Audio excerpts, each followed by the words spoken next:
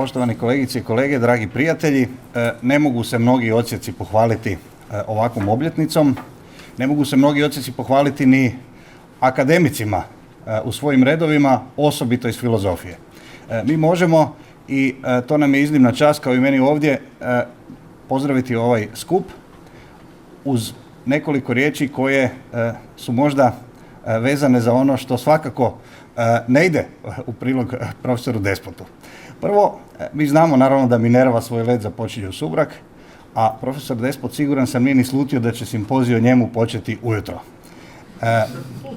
Vjerujem i mnogi među vama bi radije da je to poslijepodne, no odaziv svih vas ovdje, kako govornika, tako i publike, svjedoči o tome da moramo započeti ujutro i to u 2 dana, a moglo bi se i u puno više dana proslaviti ova obljetnica.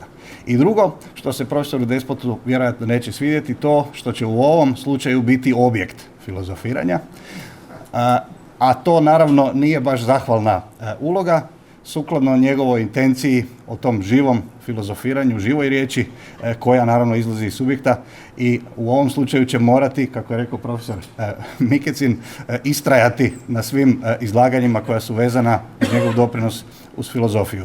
Naravno da bismo mi svi voljeli čuti profesora Despota, ali običaj nalaže da to sada nije slučaj, morat će otrpiti taj položaj objekta istraživanja, objekta filozofiranja, a siguran sam da će vaša izlaganja doprinijeti toj živoj riječi koja svjedoči u ovoj važnoj obljetnici. Želim vam uspješan simpozij i još više uživanje u ovom događaju.